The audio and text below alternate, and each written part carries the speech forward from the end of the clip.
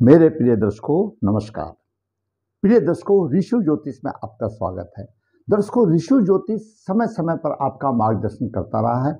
आज के हम इस वीडियो में कुछ महत्वपूर्ण विषय पर विचार करेंगे। एक पुरुष जातक की कुंडली पर उसका लगन कुंडली, चंद्र लगन कुंडली, नवांश और दशमांश पर विचार करेंगे, क्योंकि जातक को विवाह में परेशानी आ रही है और रोजगार में परेशानी आ रही है। जैसा कि सभी जानते हैं, लगन कुंडली से सभी तथ्यों पर विचार किया जा सकता है। उसी तरह से चंद्रमा लगन से भी करना चाहिए और विवाह का लिए नवांश कुंडली वर्क कुंडली मानी जाती है। तो विवाह से संबद्ध, स्त्री के सुख से संबद्ध नवांश कुंडली का भी अध्ययन करना आवश्यक है। इसी प्रकार व्यवसाय के लिए सप्तम भाव और दसम भाव की मान्यता दी गई है, लेकिन व्यवसाय के लिए दशमांश कुंडली का भी अध्ययन करना एक उच्च कोटि का और सटीक भविष्यफल कहलाता है। 2-4 मिनट समय लगेगा। आइए जातक का गहन अध्ययन करते हैं। कम समय में आपका मार्गदर्शन करने की कोशिश करते हैं। जातक का जन्म 12 जनवरी 1989 89 शुक्ल पक्ष 5 गुरुवार पूर्व भाद्रपद नक्षत्र 3 में हुआ। जन्म के समय पर मेष लगन उदय हो रहा था। मेष लगन के 1 डिग्री 33 मिनट अंश थे। मेष लगन में मंगल अपनी राशि में है, 2 डिग्री 25 मिनट लेकर के है। द्वितीय भाव में वृषभ राशि में गुरु 2 डिग्री लेकर के विराजमान है। तृतीय भाव में कोई ग्रह नहीं। चतुर्थ भाव में कर्क राशि, पंचम भाव में केतु 5 सिंह राशि में 13 डिग्री लेकर के विराजमान है। छठे भाव में कोई नहीं, 7वें कोई नहीं, 8 9वें भाव में सूर्य, शनि, शुक्र तीनों ग्रह विराजमान हैं। दसम भाव में मकर राशि में बुध 16 डिग्री लेकर विराजमान है। तो वही एकादश भाव में राहु 13, चंद्रमा 27 डिग्री 59 मिनट यानी 28 मिनट के करीब लेकर के विराजमान है। यह ग्रहों की स्थिति रही। दर्शकों, हम हमेशा कहते हैं और हमारे सभी सहयोगी ज्योतिष आचार्य, पंडित, विद्वान हमेशा कहते रहते हैं, रोचक योग, हंस योग, महापुरुष योग, मंगल वहां होगा तो ये होगा, गुरु वहां ये होगा, ये होगा। कुछ नहीं होगा जब तक कि वो कुंडली में नहीं देखा जाएगा। क्यों? कुंडली में और भी ग्रह हैं, उसको पीड़ित करने वाले भी ग्रह हैं। फिर सबसे बड़ी बात, कुंडली में डिग्रियों का महत्व है। जहां पर लगन 1 डिग्री 33 मिनट लेकर के उदय हो रहा है, लगन अपने आप में कमजोर है, मृत हुआ लगन है।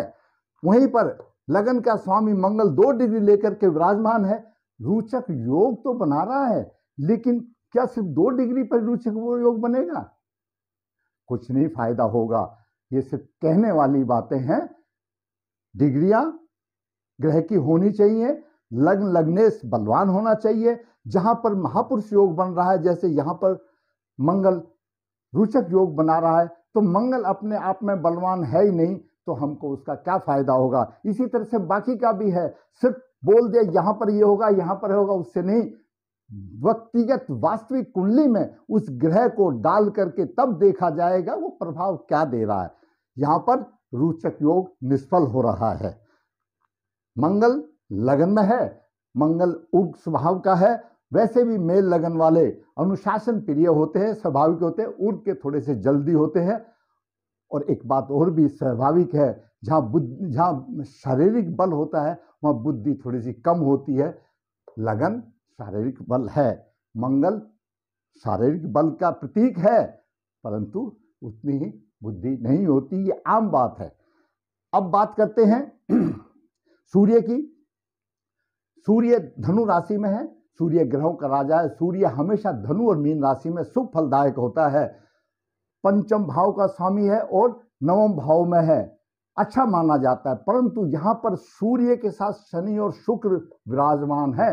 3 ग्रह की युति बन रही है। शनि के 13 अंश है, सूर्य के 18 अंश है, 15 अंश हो जाता है। थोड़ा सा है, प्रभावित है, मिलीजुली है। नवम भाव में अगर सूर्य, शनि, शुक्र हो तो शत्रु के भय से दुखी होगा उस जातक को किसी प्रकार का सम्मान नहीं होगा, अवगुणों से भरपूर होगा, दूषित आचरण वाला पुरुष होगा।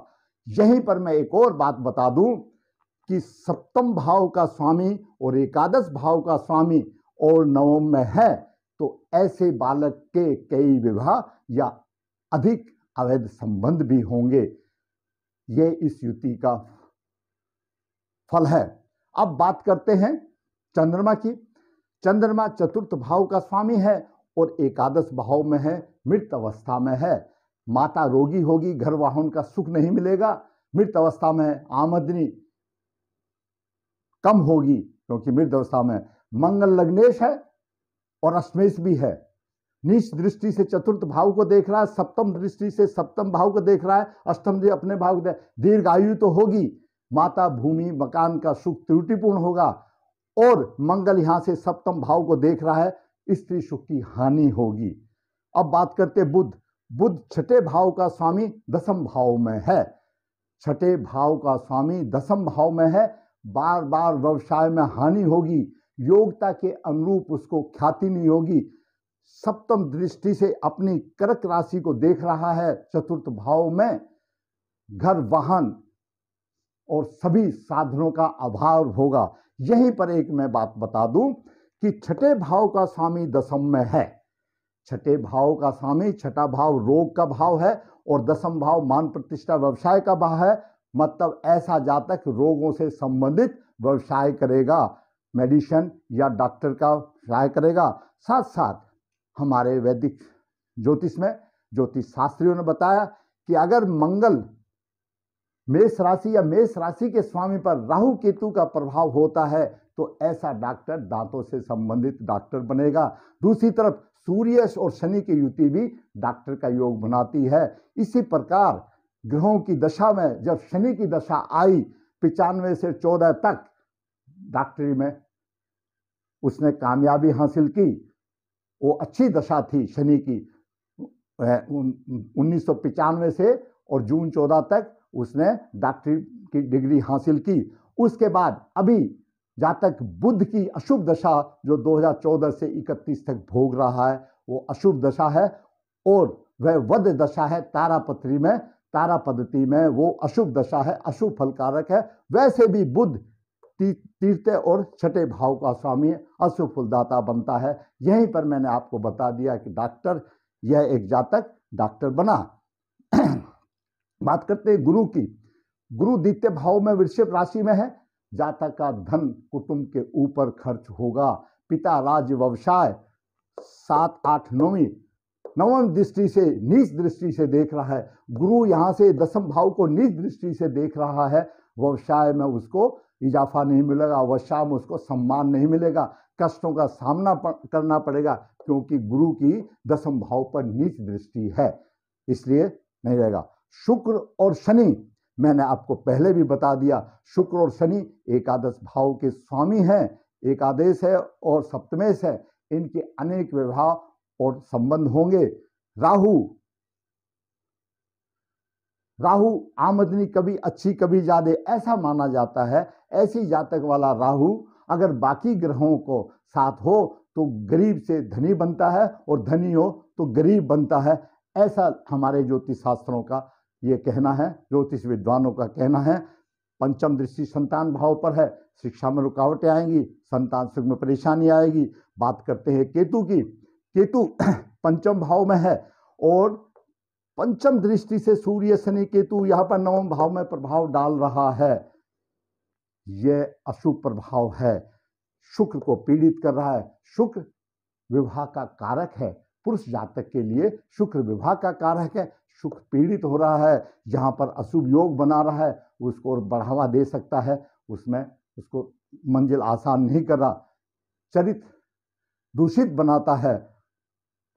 दर्शकों, अभी बात करते हैं इसके दो पहलुओं की। ये तो हमने सूक्ष्म प्रभाव बताया, दो पहलुओं की बात करते हैं। इस जातक की शादी नहीं हो रही और व्यवसाय में जातक को पूर्ण रूप से सफलता नहीं मिली, तो हम पहले शादी का योग देखते हैं, लगन कुंडली में देखते हैं। मेष लगन में मंगल का सप्तम भाव पर अशुभ प्रभाव है। एकादश भाव में राहु का नवम दृष्टि से सप्तम भाव में अशुभ प्रभाव है और सप्तमेश केतु के प्रभाव में है। सप्तमेश स्वयं शुक्र है, शुक्र विवाह का कारक है, उस पर केतु की दृष्टि है, विवाह में प्रबल बाधा आ रही है। दूसरी तरफ अगर शुक्र से सप्तम भाव भी अगर पाप ग्रह से पीड़ित हो तो विवाह सुख नहीं मिलेगा। शुक्र से सप्तम तृतीय भाव बनता है, वहां पर राहु का प्रभाव है, ये भाव भी पीड़ित है। तो लगन कुंडली में सप्तम भाव पर मंगल का शुभ प्रभाव, राहु का अशुभ प्रभाव और शुक्र सूर्य पर केतु का अशुभ प्रभाव है, शादी में प्रबल बाधा है। अब चंद्र लगन से देखते हैं। हमारे ज्योतिष के विद्वानों का एक कथन रहता है, जहां पर हमको लगन से कोई चीज का हल नहीं निकलता, एक नजर चंद्र लगन पर भी देख लेना चाहिए, क्यों चंद्र लगन अपने आप में लगन है। लगन में चंद्रमा राहु, चंद्रमा छठे भाव का स्वामी बनता है, सप्तम भाव पर राहु केतु और चंद्रमा की भी इतनी शुभ दृष्टि नहीं बनती। वहीं पर केतु विवाह के कारक शुक्र को पीड़ित करता है, विवाह में बाधा है। अब बात करते हैं एक लास्ट और अंतिम ऑप्शन विवाह के लिए, क्योंकि नवास कुंडली बहुत कुछ देखा जाता है विवाह से, और भी कई चीजें नवास से देखा जाता है। अगर हम बात करें कुंडली विश्लेषण में तो कुंडली के 5 पॉइंट और नवास के 4.5 पॉइंट होते हैं, इस तरह से 1 1 2 पॉइंट 20 पॉइंट है, तो यानी कुंडली के बाद नवास का बहुत ही ज्यादा महत्व है। अभी हम उसको स्त्री सुख विवाह सुख नवास में देखते हैं। अब नवास में आते हैं, वहीं पर मेष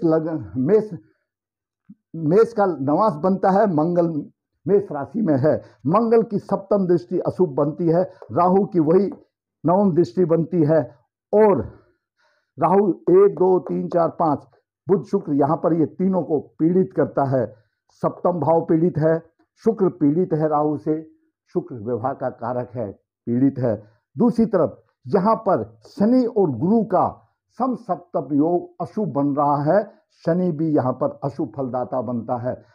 कभी भी करक का और मकर का जो सप्तम योग होता है वो अशुभ बनता है। यहां पर गुरु भागेश गुरु, भाग्य का स्वामी गुरु है, तो भागेश गुरु नीच राशि में आ गया, तो नीच राशि में गुरु हो जाने से वो भी दिक्कत आ गई, भाग्य की हानि हो गई। यानी जातक की नवास कुंडली भी स्त्री सुख के लिए ठीक नहीं है।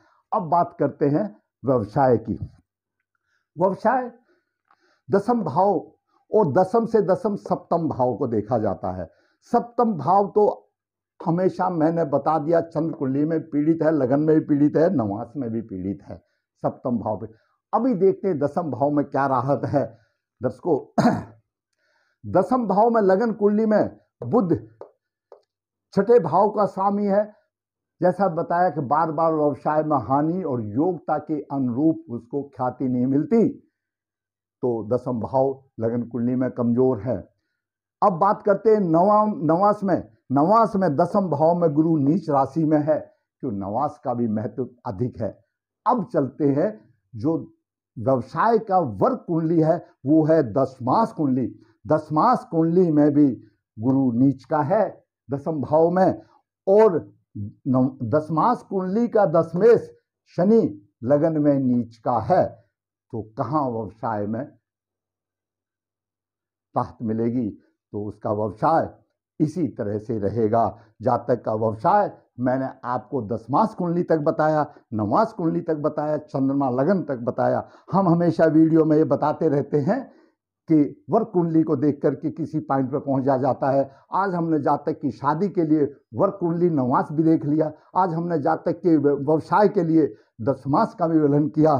सारांश यही मिलता है कि सप्तम भाव पर मंगल और राहु का प्रभाव विवाह में बाधा है। सप्तमेश और एकादेश कई विवाह या योग बना देता है। पंचम पर राहु केतु का प्रभाव अशुभ है, पंचम भाव पर और लगन पर राहु केतु का प्रभाव अशुभ है। मंगल साहसी है, यहां पर ये युति अशुभ है, तो उसको अशुभ काम करने के लिए परेशान करती है, उसको साथ देती है और जातक चरित्रहीन बन जाता है, जातक की सोच अच्छी नहीं होती, जातक उग्र स्वभाव का होता है। शुक्र से सप्तम भाव भी पीड़ित है। एक और महत्वपूर्ण योग मैं बताता हूं दर्शकों, आत्मकारक ग्रह, आत्मकारक ग्रह सूर्य है।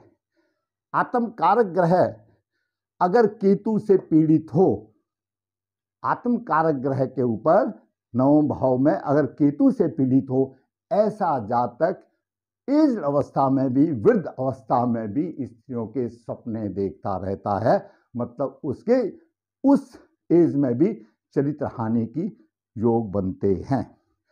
तो ये जातक का शास्त्रविद मैंने आपका विश्लेषण किया। एक बात और कहूँगा मैं, क्योंकि व्यवसाय से वो जातक इसलिए परेशान है, मैं एक छोटा सा एक अपना अनुभव बताता हूँ।